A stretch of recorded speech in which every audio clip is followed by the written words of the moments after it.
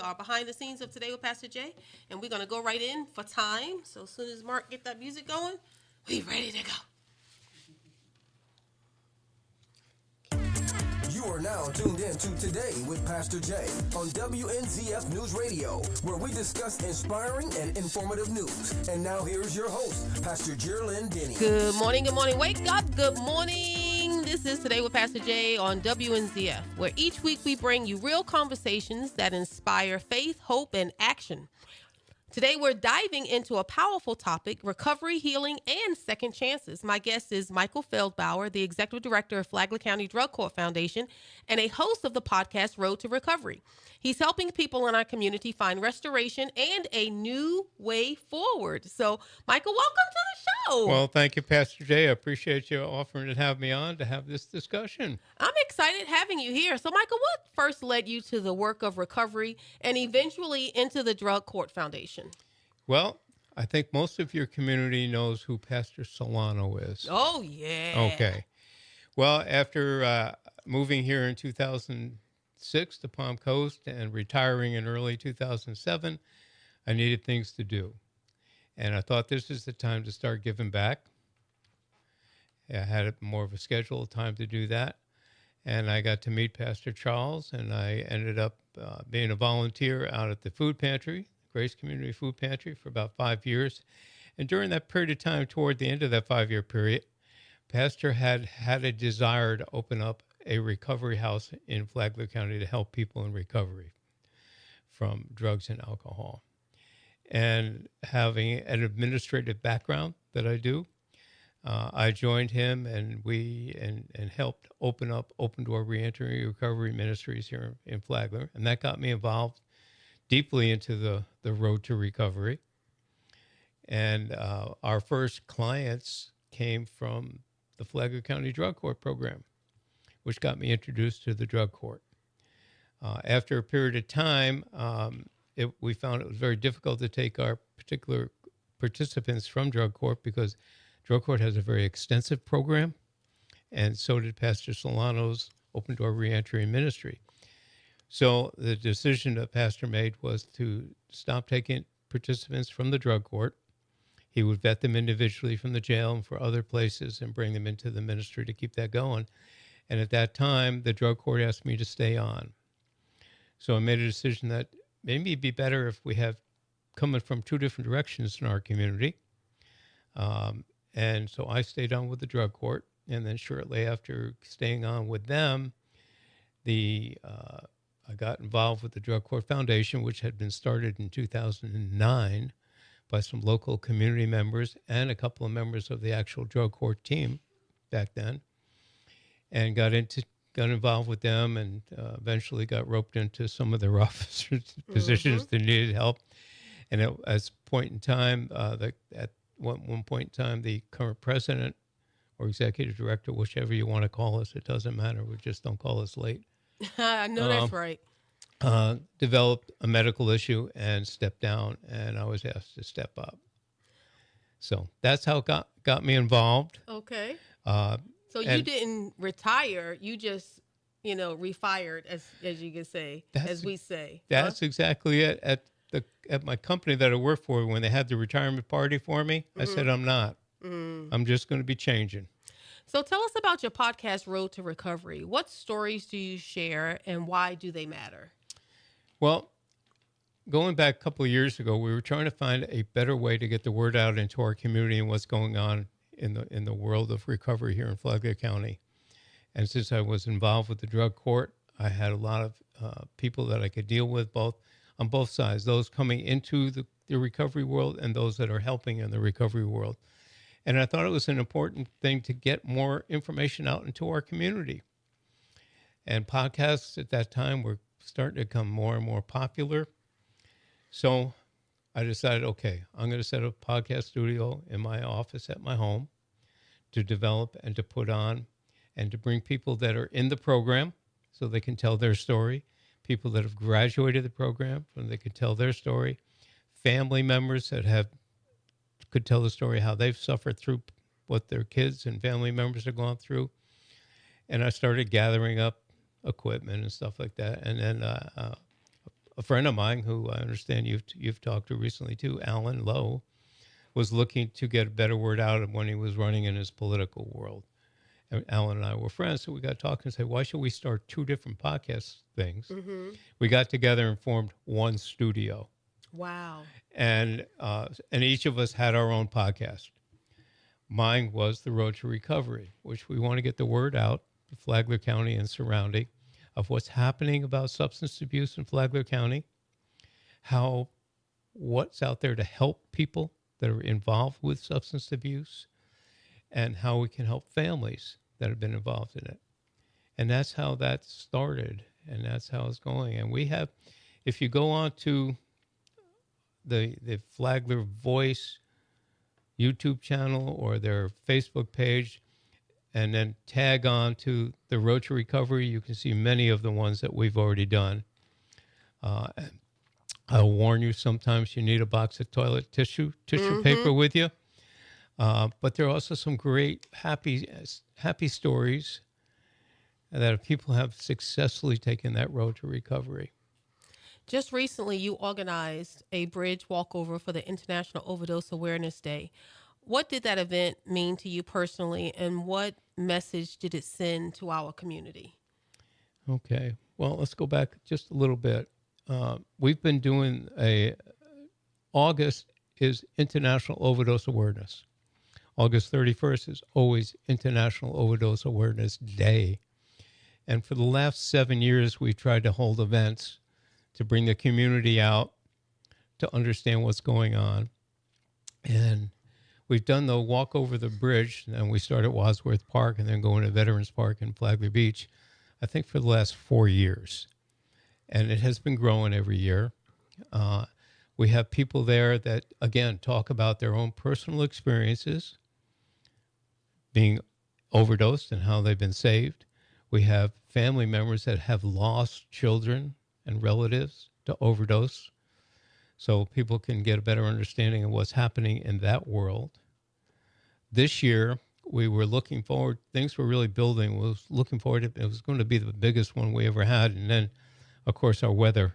Right. The threat of bad weather it was still a good turnout, but it did change some of the things we do. But it's a time that people can share their stories, and sometimes just for them, it's a good way of getting it out and dealing with it.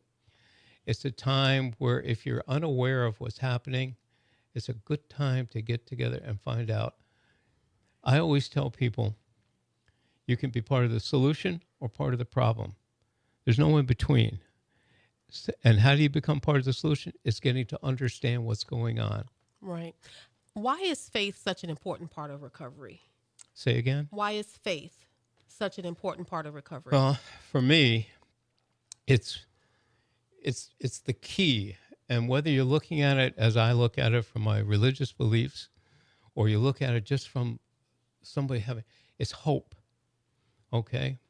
If you can't get to people to realize there's always hope. And hope and faith can't be separated. So that's why faith is so important part, to give them hope. You can do it. One of the things that we've gotten more involved with over the last several years, since basically the end of 2019 and 2020, is that the Flagler County Drug Court Foundation was the first nonprofit in Flagler County to get a grant to give Narcan away, which is a lifesaver when it comes to opiate overdoses. That got us involved with more education into our community, not just to dealing with people that are having the experience, but to letting everybody know a little bit more. Part of our goals is to reduce the stigma that people have when they're in substance abuse. That is one of the things that holds them there. And doing that is we need to educate our community. Why does somebody get involved? You know, even in my old day, before I got really more involved and have learned a lot since I've been doing this, you know, you hear it, well, it was just a bad choice they made. But what caused the bad choice? Well, in 90+% of the bad choices were made because of trauma in that person's life that was not dealt with. And they get involved with substances that make them think they feel better about it. It covers the pain. And based on your individual bodies, some people, the first time you do it, hooks you. And some, it just takes more. But we have to understand what causes. I mean, the government considers substance abuse as a disease, okay? Because the medical department has figured that out. All right. Well, this segment is brought to you by Church on the Rock, Judah One Aviation, and Great Eagle Strategies, partners who believe in faith, purpose, and community. You're listening to Today with Pastor Jay. Stay tuned. More with Michael Feldbauer and the Road to Recovery right after this.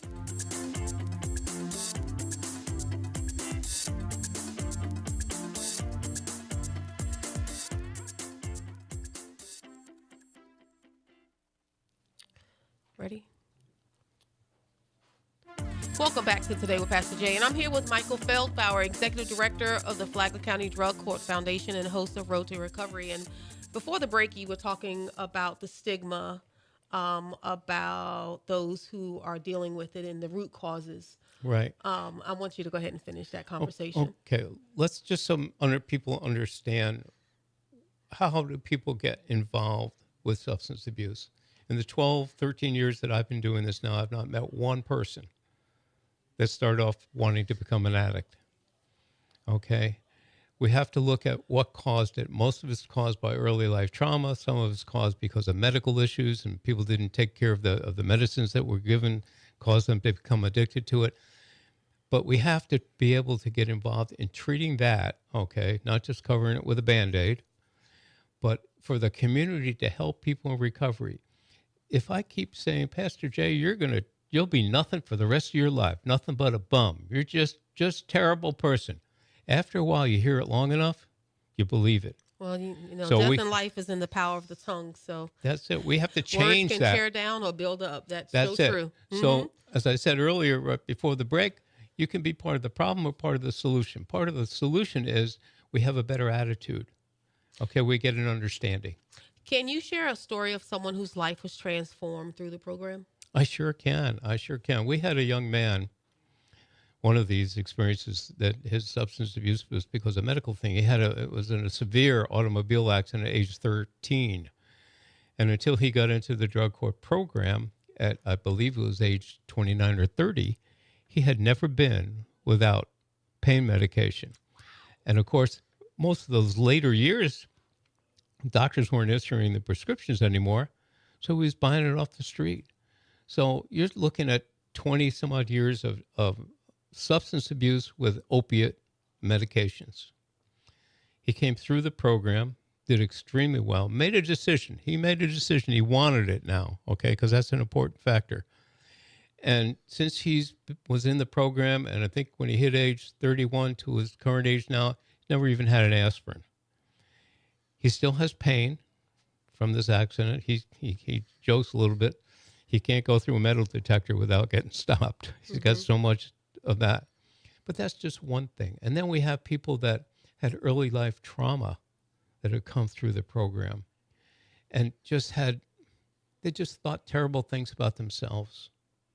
Okay? And they had to get to the point where somebody could help them and guide them, but if they want it, okay, I will emphasize that. You got to want it in order to accept the help. To go through this and find out, you are worthwhile. You are worthwhile. What you've been through doesn't make you a bum, a louse, a terrible person. You've been subject to this addiction. That addiction, when it comes to drugs and alcohol, can cause you to do things that are illegal. I tell my people, my addiction was cigarettes. At one point in time, I was up to 2 packs a day.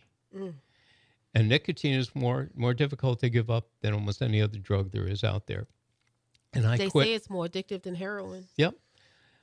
I quit 6 times and relapsed 6 times.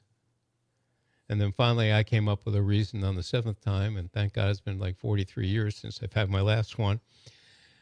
But I understand it. The difference between me as a cigarette smoker and somebody that's involved with drugs is I wasn't going to get arrested for it. I wasn't going to, people weren't going to look down on me. They might get disgusted because you're smoking, but it's different. Right. It's different. What are some of the biggest challenges people face on the road to recovery? Well, again, I think the number one thing is stigma.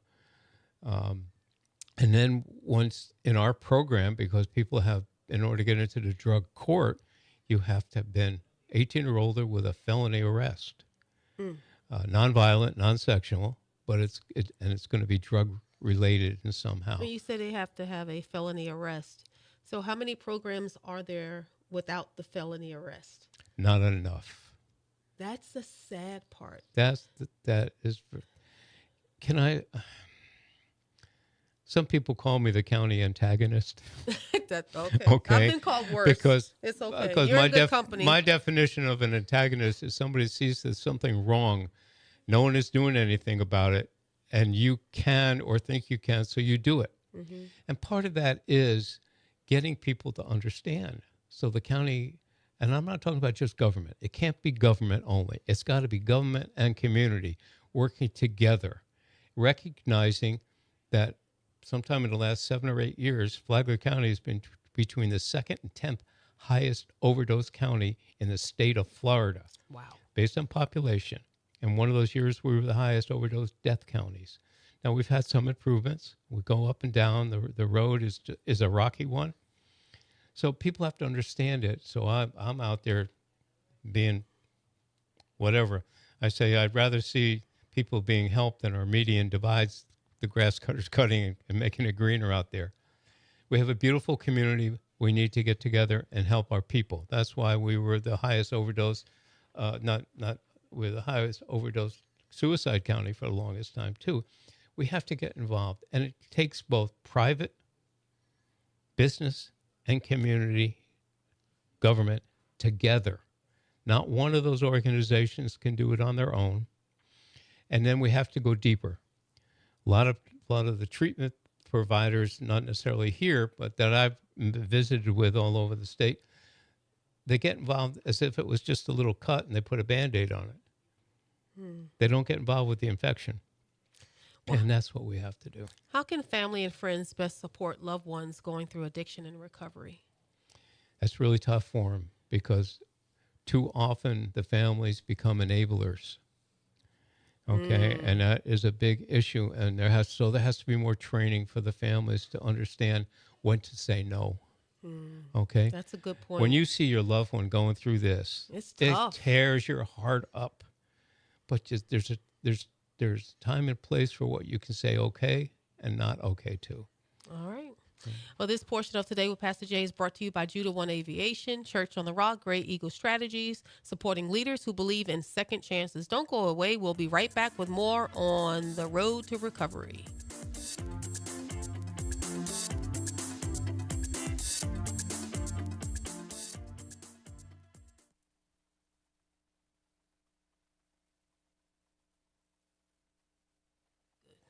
All right, I'm ready. Welcome back to Today with Pastor Jay, and I'm continuing my conversation with Michael Feldbauer, helping lead the way in recovery through the Flagler County Drug Court Foundation. Today's scripture reflection is Psalms 147:3, and it says, He heals the brokenhearted and binds up their wounds. And that's the promise of God, that no matter how deep the hurt, He is able to bring healing. And that's really what recovery is about, restoring lives, mending families, and offering hope. So, Mike, how can our listeners support the mission of the Flagler County Drug Court Foundation? Okay, we're always looking for two main things. Obviously, we need funding. We need money. And we are a nonprofit in the county. We're a small group. Okay, we're a 100% volunteer organization.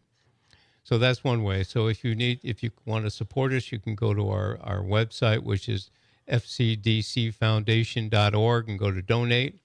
Or you can give me a call if you want more information at 401-864-6997. Or we're looking for people that have different personal skills and giftings that God has given them to help people to come on board and be part of the foundation. So if you have that desire, we'd love to talk to you. We always need more people because the more people we have, the less burdens there are on individuals within the group to take care of things like that. We have two major fundraisers in the year, one in the spring, which is a golf tournament that we've been running for now. And then coming up November 1st, we have what we call our Ride for Recovery. It targets motorcycles, Jeeps, Broncos, four wheels all over. We have a good time. And it's not just about the money, though money's important there. But then again, we get to mingle with the community and let them know what's going on and try to get them involved and understanding. If someone is listening right now and they're struggling or love someone who is, what's the first step they can take toward recovery? Well, the first step is to find something, some organization like us that we can direct them to places that would be better helpful for them. The Flagler County Drug Court Foundation, we are not a treatment provider. Okay, so we need to direct them to places that we're aware of. Mm-hmm. Okay, we do mentor people in the program and outside the program. We've expanded. We don't limit our help to people just in the program, which is a predominance that comes first because of how we're founded. But if you're outside the program, we can also offer different help and direction. And that's it. We need to get more organizations that have hearts. Okay? I know that. Anybody wants to become one of our people, they have to have a heart for helping people because it's obviously not about the money. Okay? I won't go into my comments any further on that, but you all know what I'm talking about. We do. So what's your prayer or vision for the future of recovery in Flagler County? Well, my prayer is, again, the community gets to have a better understanding of what's going on and that we start providing more places, even for people that are not in recovery, that they can go and enjoy time without drugs and alcohol being the focus. Okay? I'd love to have a sober club in our community where people, my wife and I, we don't drink, not because we were, but we had other reasons to make sure it wasn't in our house. Where do we go if we want to have a good time? You're right. There's no place. There is no place. So that's one of my dreams. My dreams and hope, too, that the Flagler County Drug Court Foundation would end up having at least one women's facility and one men's facility housing, sober living, because people in the drug court program here have to have a legal Flagler address. And a lot of them have burnt their bridges, and they don't have places to go. So we'd like to do that.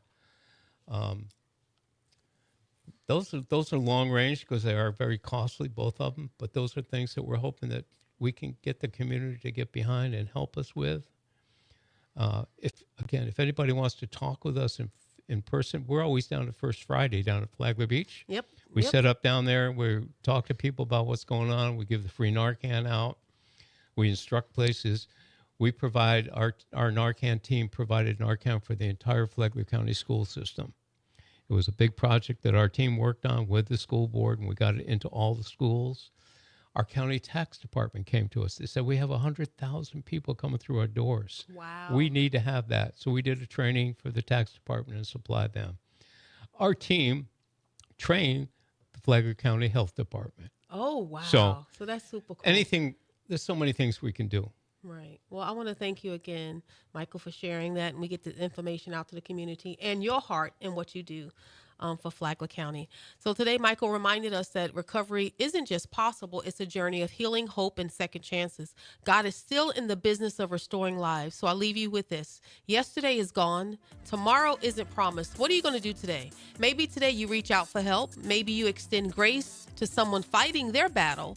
Maybe you simply pray for healing in our community. Until next time, I'm Pastor Jay, and this has been Today with Pastor Jay on WNZF News Radio. Have a blessed day. God bless you.